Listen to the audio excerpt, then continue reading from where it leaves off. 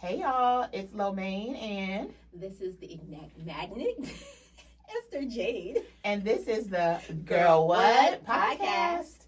And today's episode, we're Gurl What from Tsenacommacah to RVA. We've got a couple of special guests in the studio today with us. The first one being Terry Menefee-Gau. And she's a theologian, an actor, an award-winning writer who specializes in narrative and film theology, local arts and culture, and screenwriting. And then later on, we're going to have a special chat with Molly McCay of the Osage tribe from Oklahoma. So let's welcome our first guest. Woo! So our first segment up is What's the Tea, Sis? And we're going to be exploring our RVA underground. So Terry, welcome. Let me give you a little zhuzh. So we're going to introduce you. We're joined by Reverend Terry Menefee-Gau. Again, theologian, actor, and award-winning writer who specializes in narrative and film theology, local arts and culture, and screenwriting. She brings years of experience deconstructing cultural mythology and the stories we tell ourselves. Terry's a native Richmonder who has lived in RVA most of her life, and we'll dive into the work she's done bringing stories to life through historical characters and in her writing. So thank you for gracing us with your presence on Gurl What podcast. Yeah. Well, and I want to go ahead and give you the platform. So we're going to go ahead and, if there's anything you want to say before we dive right into our first question, like would you like to tell our audience? I would just like to say thank you for having me here. You guys are really kind for inviting me, and I appreciate you. It was a connection at first sight. Yes, our first conversation. So definitely we knew, and as you know, we're going to have you on here plenty of times. Oh so dear. Okay. Just, with your wide range of knowledge and just everything you were telling us that you've done, like we definitely were like, oh yeah, she's going to be. Thank you. It repeats. Yes. And Lo, how did we meet the Reverend? Well, we met Miss Terry at a wedding that I happened to know the grooms, and she was actually the officiant for the wedding. And it's actually one of the groom's birthdays today. Yes, I know. it is. I messaged him. I did message him. And what did we find out today about the Supreme Court? Oh, what? I know. I didn't know the answer. Did they keep it? They decided not to pursue Good. that particular case because from I know King I had Davis. seen they had been So worried about that. they said no. Good. And so, Okay. so for right now, same-sex marriage is still the law of the land. Okay. So everybody I have performed a wedding for Are is still still married. married if they want to be. Now, don't mean they won't come for Loving versus Virginia. No, they might be coming for Loving versus Virginia. Oh, Yeah. wow. Oh. Thanks, Clarence Thomas. Yes, we met Terry at a wedding, and during the happy hour segment, she came over and she was like, can I come talk to y'all, or can I come sit on here? We were like, yeah. And then from there, the rest is history. Here we are. So Mm-hmm. definitely everything, like I said, everything we learned and discussed that day, it was just like a ding ding ding ding ding. Yes, So the stars aligned. right. The universe led us to each other, and I am so thankful for that. under more than one topic. So, Yes. yes. And we're constantly finding that we have so many connections, and I love that. So, Yes. Speaking of connections, what is your RVA connection? Well, I was born here, so I've got a pretty big RVA connection, and I've lived here most of my life. So I live in Northside Richmond. I live in Ginner Park, and so I live about 6 blocks away from where I was born, Oh, wow. which is kind of weird. In the old Richmond Memorial Hospital, which is on, I think it's Westwood Avenue, So I born and raised on South Side, off of Broad Rock Road. I went to school here, and then went to college out at James Madison in the Valley. Moved up into DC for maybe 3 years right out of school, and then came back to Richmond. So I've been here since the early 90s back. Tried and true, huh? Oh yeah, absolutely. I love it here. So many people probably don't know this about you, and I thought this was really crazy to be a reverend and an actor. You've portrayed many characters, and I understand that you've played 2 historical figures from Richmond. Could you tell us who they were and what projects these roles were part of? I've actually played a few more than that. Oh, but okay. I kind of sat down and I went through it all, and I'm like, wow, okay. So the character I probably did most was Elizabeth Van Loo. She was a spy for the Union cause back during the Civil War. She lived in Churchill, and some of her information was vital to General Grant being able to take Richmond and the war. And so I have had an opportunity to portray her at some of the museums and some history talks and things like that. She's just kind of a real favorite because she was just so audacious to be able to do what she did, and she was 43 and unmarried and just went ahead and just went, no, this is what we're doing. And then also we did a play back at Firehouse way back in the day. It's called Volume of Smoke, and it was by Clay McLeod Chapman, who is a local writer, but he's now internationally known. He's really fantastic. I just saw him last month at the James River Writers Conference, and he wrote this really wonderful play about the Richmond theater fire in the early part of the 19th century. And so it was very much a group effort. There was like 6 or 8 of us, I think, in the cast. So I played a bunch of different characters, from the wife of the man who, the wife of the bank executive for the Bank of Virginia who died, part of his family. And then from him to like mothers who were losing their children, to like the minister after the fact who was preaching against theater because it was sinful, and playing the minister's wife. And so these were actual characters that we played that were very much a part of the Richmond scene and very much a part of who we are. And the place where the fire happened is a church now. They built a church on top of it that unfortunately failed miserably, but that you can still go see it. It's a monumental church. It's over on Broad Street. It's right there at MCV, or the Virginia VCU Health Systems, I should call it. I say not to do this. Sorry, I've looked into that church. Yes. Yeah, the underneath it is the crypt. Okay. That's not creepy at all. No, but I mean, if you like ghosties type things, then you've got what there was the orchestra pit, and all of the 75 people who died were put in there, and then they sealed it and made a crypt, and then they built a church on top of it. And how is anybody supposed to visit the crypt? Oh, you can go down in the basement and take a look. It's like a whole. It's a thing. You can take a tour of it. Oh, it's a. We're gonna have to take a trip. Yeah, it's a really cool space. Girl, what in the streets? Yep. Mic'd up mamas. Here we go. Into the crypt. What's that horror show with the crypt? Tales of the Crypt Keeper. Our RVA edition. It's a thing. It was a thing. Yeah, I did notice there's a lot of like ghost tours, ghost walks. Yeah. I did take a discovery tour in Churchill and learned a little bit.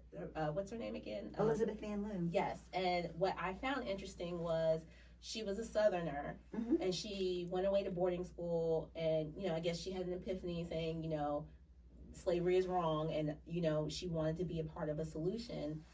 But after she did a really great feat where she helped a bunch of Union soldiers escape by giving them Confederate clothing.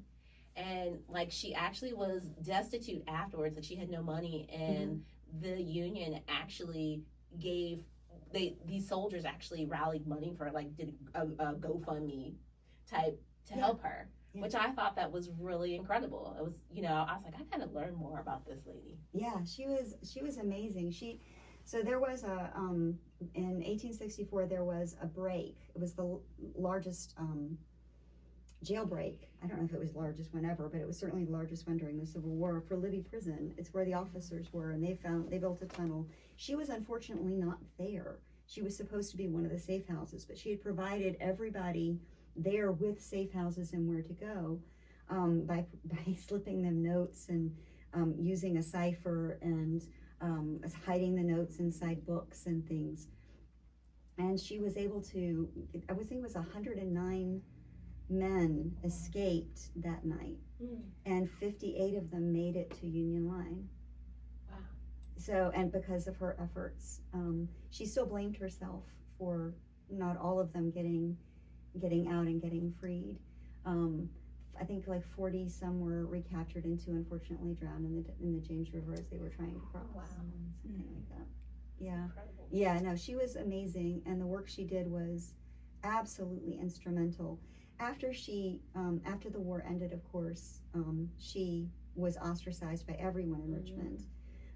She was bribing people at the munitions factory to mess up the munitions, and so a lot of the families. I like the way she thinks. She was, and so she loses a lot of her money. I mean, she uses. I don't want to say loses. She uses a lot of her money this way, and she comes from a very wealthy family, and she uses all of her money to either reunite enslaved people whose families had been separated by slavery.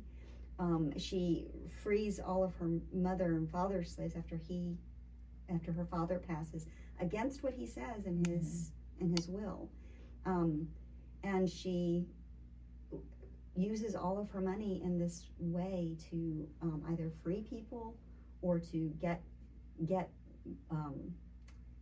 information to the north, to get it to the generals there. And so she was just an astonishing person. Well, she sounds like a true ally. Yeah. I love that. Yeah. And we can see why she was hated. Look, haters gonna hate. Always. Okay. You know, they say rarely well-behaved women make history. Yeah. And I think that's crazy that that's not something we've learned in our own Virginia history. I'm sure we all know why. Well, yeah. I mean, she didn't even get a gravestone, and it was a bunch of it was a family member from not her family, but the family of Paul Revere. Oh, wow. From Massachusetts. She had helped their family, their son, when he was in the prison there, and so they appreciated it so much that they sent the granite stone. Wow. And that's the granite stone that Hollywood sent. Yeah, I'm telling you, they really did. They really did support for her. anyone out there that's afraid to do anything, community is always going to be behind you. Yeah. You might not be able to see it. It's good, but it's going to show up. That's why you have to have faith in your community. You know. Can you share details about your current and upcoming work, whether it's in media, theater, or the community engagement? Yeah. So right now, I mean, I don't do as much acting as I have in the past. I've done acting for stage, for film, for television. You can see me in Loving. Which one, though? The Which movie one? Loving, yeah. Okay. The one, yeah. You can see me there. And, but right now I've gotten more play and more love for the writing that I'm doing. And right now I'm working on a screenplay that's loosely based on my grandmother's experience in 1945 when her husband was killed in World War II. I think she was 26 years old, and she had 3 children under the age of 8. She was 27, had 3 children under the age of 8. And there were no real safety nets back then. Yeah. And so she also, her oldest, which was my dad, also had undiagnosed ADHD. And so what do you do when there's no safety net? And what are we doing now as the safety nets are being taken away? Yeah. So that's kind of what I'm exploring, and what sacrifices you can make and what sacrifices are not worth making because they take away who we are. Yeah. And so that's what I'm doing now. I have a manager out in LA. I've had some play on some of my scripts, which is good. I've got a shopping agreement with one of them. It hasn't panned out as much as I'd wanted it to, but I've had a good run so far with working with people to help get their story out there. I tend to be able to write things that are funny and serious at the same time, that will make you laugh but also make you cry in the next line. And I try to stay as true to a story as possible, and sometimes that means I don't always tell the facts. So Terry and I are actually writing accountability partners. yes, we are. So, Yes, What? we are. Yes. And this is the first I'm hearing this. Ooh, nice. Yeah, I yeah, love yeah, yeah, this. Yep, So, yep. how do you see your work evolving in the next few years, both locally and nationally? Nationally, I'm hoping that some of the scripts that I'm writing now and will actually get produced. Like I said, I've got an in, and I'm hoping to use that as best as I can. So, hear that? Terry's looking for producers. I So sure come am. on, hit I us up sure in our am. DMs on Instagram or hit us up on our Gmail on Girl What Podcast about Terry. And I'm also looking at there was a season that I've written for a television show that I don't think plays really well as a television show. I think it would play better as a novel. Okay. So as a trilogy actually, and so I'm looking at probably doing that, which is why you're my accountability partner, I love because that. I've never written an actual novel before. I write sermons, I write scripts, Yeah. I write essays, but never really a novel, and I think I'd like to try that next. Well, if you need a writing coach, I got someone for you. Oh, good. Yeah. Awesome. So, Terry, can you tell our audience how they can connect with you either through social media or on the worldwide interwebs? Well, you can find me on pretty much everything except Twitter. So I'm on Facebook at Terry. I can't remember. Terry-Gau. Thank you. TerryGau, and then Instagram is at TGAU13. You're also on Blue Sky. I'm on I there am on too. Blue Sky. I love that Absolutely. place. Yes, absolutely. And that is Terry Menefee-Gau, and that's spelled TerryMenefeeGau. And then LinkedIn, you can find you at Terry Menefee-Gau. And then you have two websites, Raging for Explaining, all one word.com, and terrymenefeegau.com. And we will have this in our YouTube description, so don't you worry, lovely listeners, you can find Terry out on the YouTube description. Yeah, absolutely. Thank you so much. Thanks for sharing your having me. story. Yeah. Yes, we can't wait to have you back again. Yes, soon. All right, everybody. I hope you all enjoyed our time with Miss Terry. And up next, we are going to be giving you some more information about some Indigenous. Look, I can't even speak. Information. That's right. So make sure y'all come back. And welcome back to the Girl Whet podcast. Thank y'all so much for tuning in. And next up, we're going to have Esther introduce our next guest. And again, this episode is called Tsenacommacah to RVA. And we're going to jump into the group chat got deep. We have a special tribal member by the name of Molly McCay. And just a little bit about Molly. She's here to talk about her story, heritage, and the threads that tie us all together. Molly is a co-owner and master technician at All Things New Sewing and Service, a creative hub dedicated to supporting sewists and artists of all backgrounds across RVA. Through their work, Molly and her team create space for community, creativity, and connection, reminding us that art has the power to heal, unite, and no matter your politics, gender, or experience level, Molly proudly identifies as a daughter of the Middle Waters Osage from the Bison clan of Pawhuska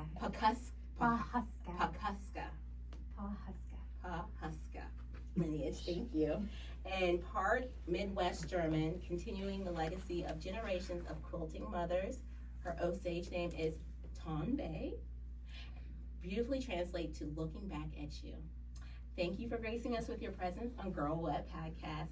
Lo and I want to center Indigenous people and their experience in modern day society in honor of Native American Heritage Month. Welcome. Thank you. So if I was going to greet you in Osage, I would say highway, washashi, and that means friend. So we are part of the Osage heritage.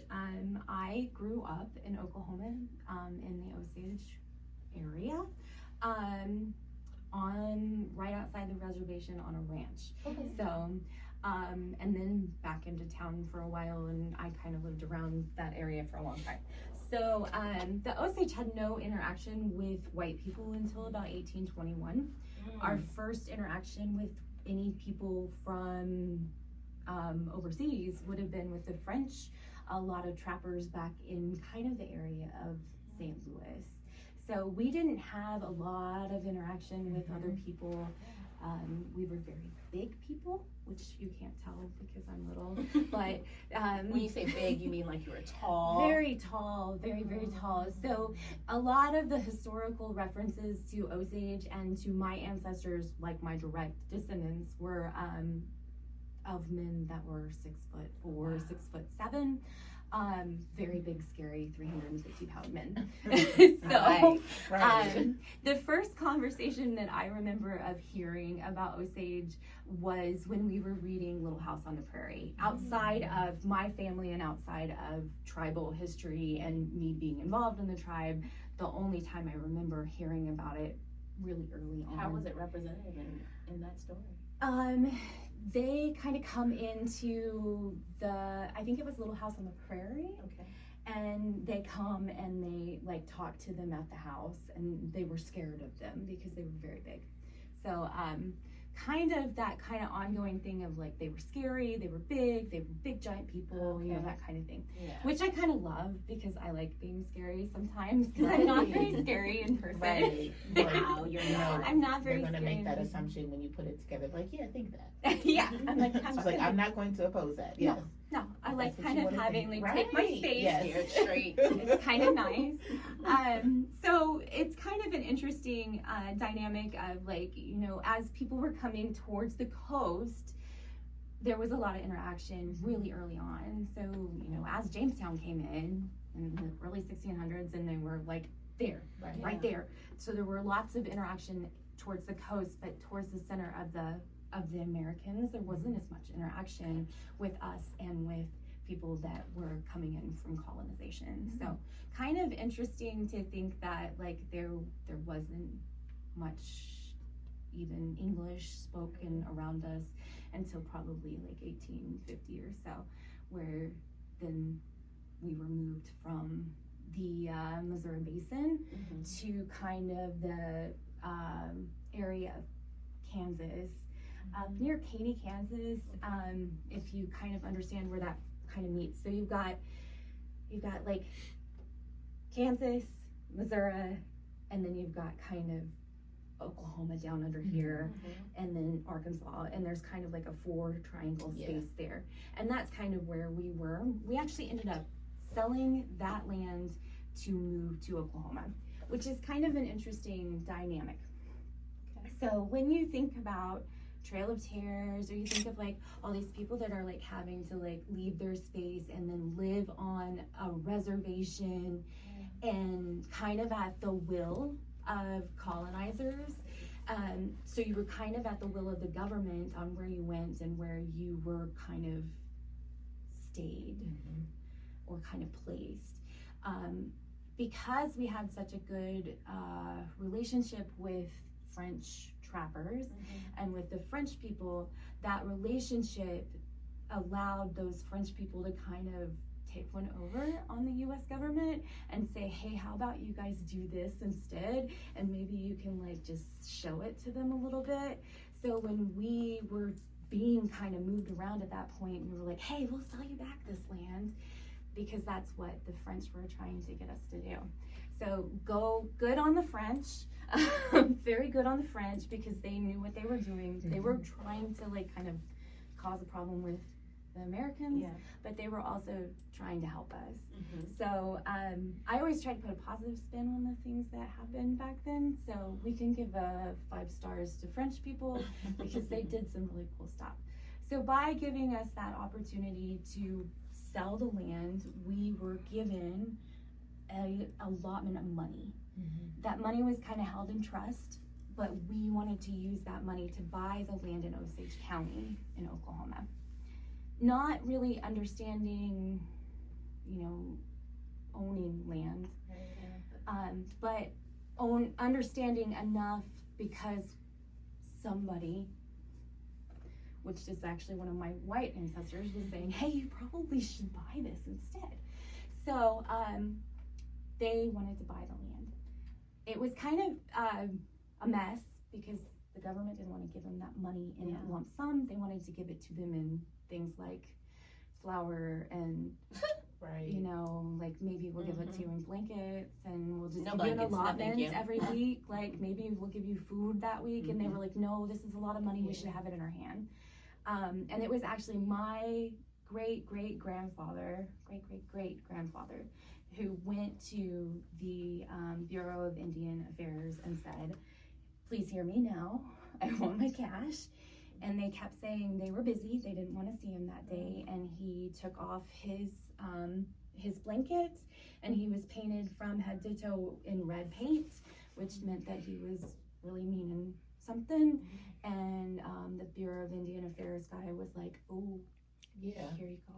Yeah. So the story is that the money was then given to them and they were able to pay for the land in Oklahoma.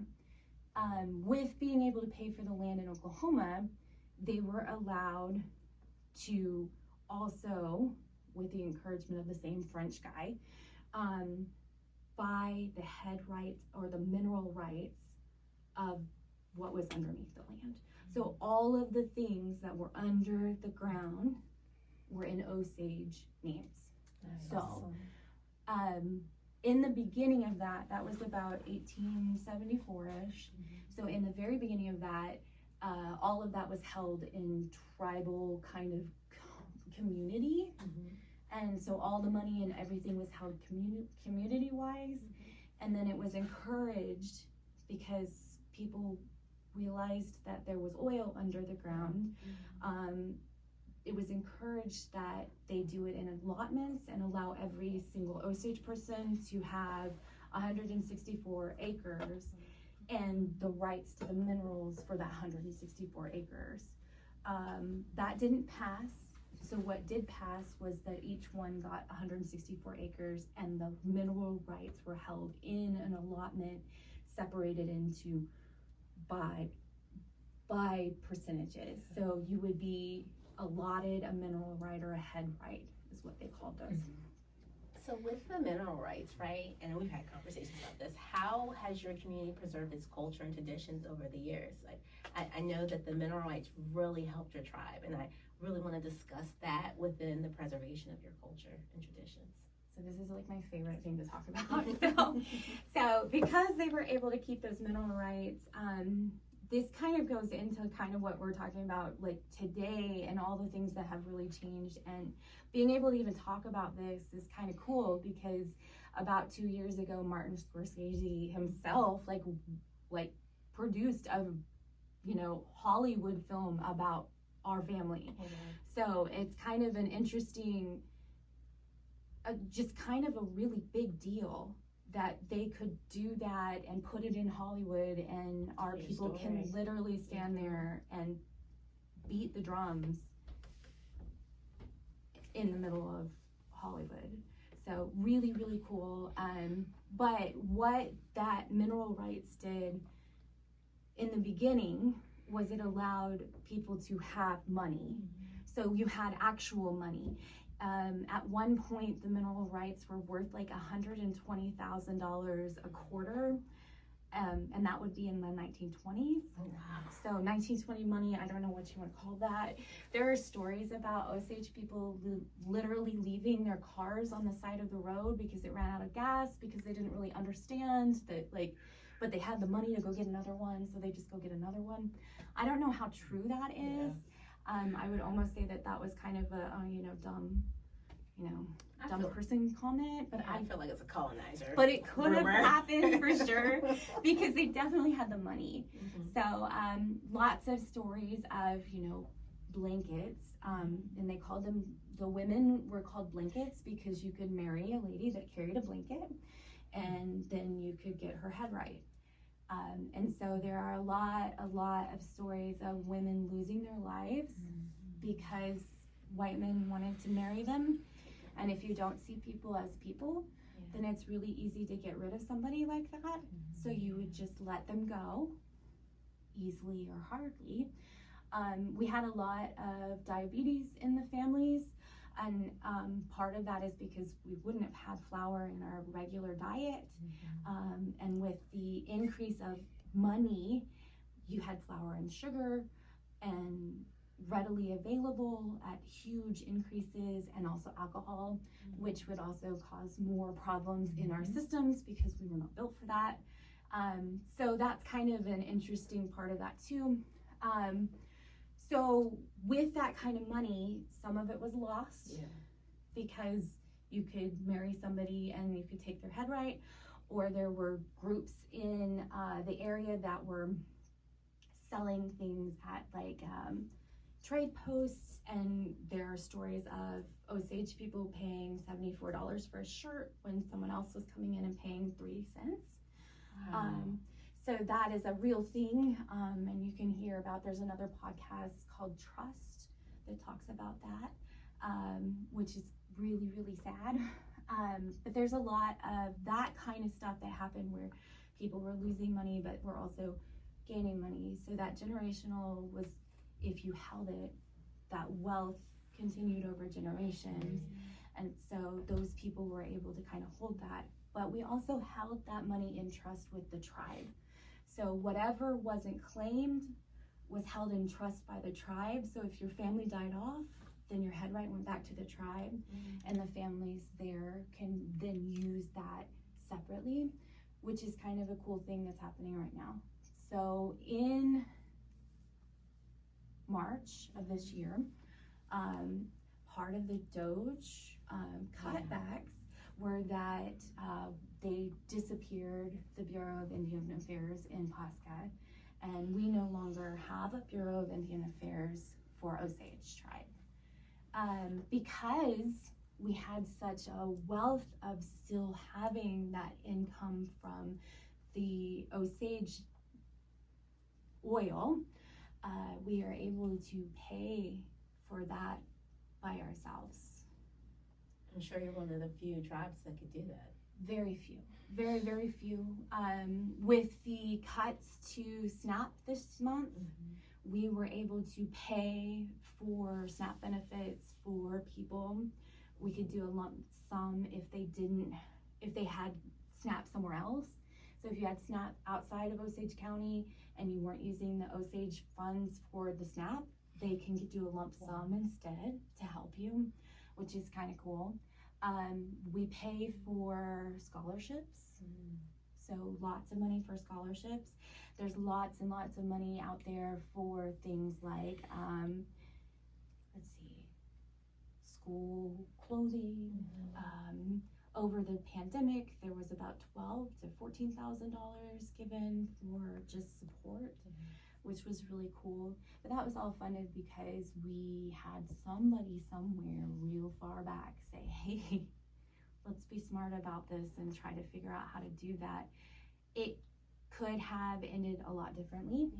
So that's kind of where we are right now money-wise. But where we are culturally is really cool. So this is what I really want to talk to you guys about. So there's a lot of, we were a dead language, almost completely dead. We had one native speaker left in the nation in about 1997. We had less than 7 full-blood Osage left in 2018. I think that's down to like 3 or 4 now. So that's not saying that there aren't, full-blood natives in our group, but it just means that there may be some intermarriage between one group and the other because we're really close to a lot of other tribes, but there are not very many full-blood Osage left. Are you still, is your tribe still passing on the language and the traditions? Actually, yeah. Oh, Yeah. Oh So in 2021, the Osage tribe opened a new school called Dassit and Kadapi. I'm gonna say it right. So, and it means our school. It is a group of small 2 buildings, and both of the buildings teach between 6 weeks and 8 years old, 8th grade. So up to 8th grade. And it is an immersion school for Osage traditions and language, which is really, really, really cool. So they just opened the Wheela Child Care Center, which is going to be their sixth 6 months or 6 weeks to 5 years old, right next to it. So all of those kids are gonna have immersion from 6 weeks on. They'll learn how to speak Osage. They'll learn how to do all of the things that we do. They'll learn all about Ilashanka. It'll be really, really important to them because they'll be able to continue those traditions that are almost dead, which is really cool. One of the coolest things about that is that they're learning, you know, all of the language stuff. There's 60 students at this time. They're hoping to expand just a little bit. And my cousin, Tina Townley, was just announced in July as Apple's Community Education Initiative Ambassador. So Apple is actually paying for her to further that education so that she can continue to teach like that. So it's very cool. She's going to be a doctor of education in PhD in in 2027. So I'm really, really, really excited for her. Because of that funding, we were able to do that. So, which is just really, really cool for these kids. And they're going to have the opportunity to continue to do that. Hopefully we can have an opportunity to do it outside of Osage County at some that was point. gonna be my next question. and we have. So the other part of that is there is an Osage language app that's been out since probably about 2017. It's called Sunny Goes to School. And it is a really cute little app. We'll put that in our detailed descriptions as well. It's very much like, you know, oh, he goes to school. These are the things he learns. And it's all in Osage, which is just really, really cute. So it's a very cute app. It's all cute, really, really cute. All cartoons and stuff. So super, super cute. But that is something that you can learn here. You can learn now. And downloading it will actually push it up in the App Store. So if you download it, please do that because that'll help it be higher in the App Store. Very, very cool. There are multiple books about us. Please buy books made by Indigenous writers. Yes. One of those is called one of them is called A Pipe for February by Redcorn. And then another one is called The Deaths of Sybil Bolton. Both of those are written by Osage writers. You can learn a lot in The Deaths of Sybil Bolton about all the history stuff. So there's a lot of history stuff about that. It is about the Headright killings in the 1920s, and so is the Pipe for February. But both of those are written right there in kind of in that section. So it does tell you about that. The book that was part of the Scorsese film is called Killers of the Flower Moon. It was not written by an Osage, but it was written with Osage help, and so it is culturally right. But we still want to purchase from Indigenous people. Right. Just a little bit of thank you so much for that. To kind of give the listeners a little bit of history behind what our title, so Tsenacommacah was the name used by the Powhatan Confederacy to describe their homeland, which is now Eastern Virginia.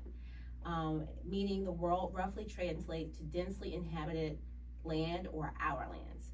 So the region encompasses most of the tidewater, parts of the eastern shore, and more precisely, its boundary spans about 100 miles by 100 miles from south side mouth of the James River all the way north to the south end of the Potomac, and from the eastern shore west to about the fall line of the rivers.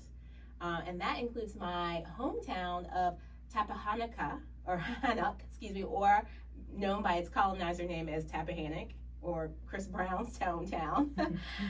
The cultural context, it was ruled by a chief Powhatan, and I'm not going to say the name because I don't want to mess up the name, but who led a powerful alliance of about 30 Algonquin-speaking tribes during the 1600s, around the time of the Jamestown settlement. So the Powhatan people considered Tsenacommacah both a physical homeland and a spiritual space, a network of communities bound by kinship, trade, and shared cosmology.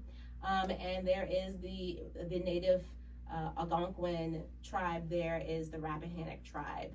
And I had the honor of going last month to their powwow. So I strongly encourage our listeners to please go out and learn about these cultures, especially Indigenous. We are on stolen land, and the least we can do is respect it and learn about the people.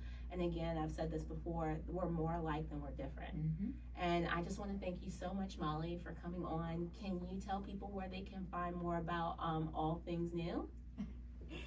So allthingsnewsewing.com is our website, and you can find all of our classes and our calendar on our website.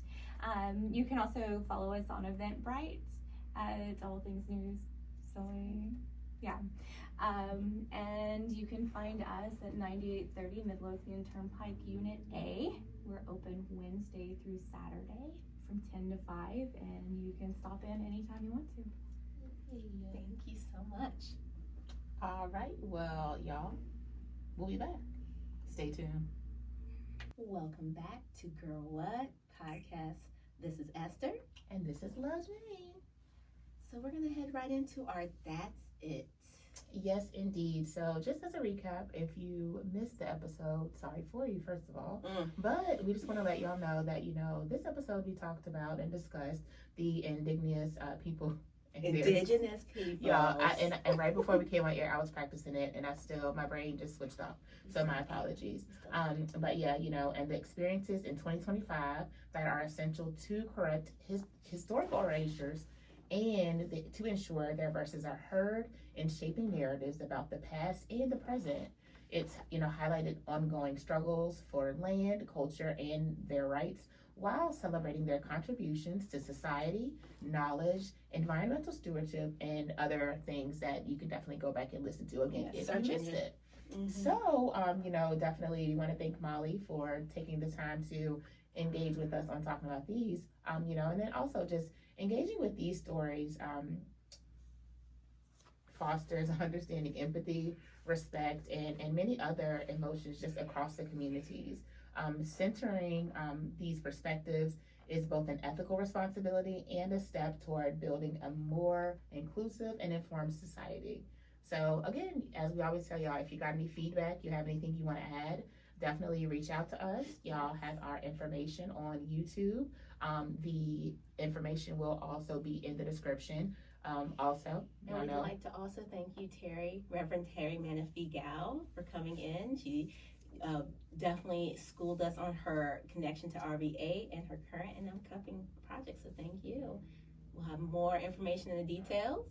And I was about to say, y'all heard, if y'all have never heard of her, just say you heard it here first, so then when she blows up, you can be like, you know what, I remember where I heard her, the Gurl Whet podcast. So definitely, get on board, because Terry has some big things coming forward.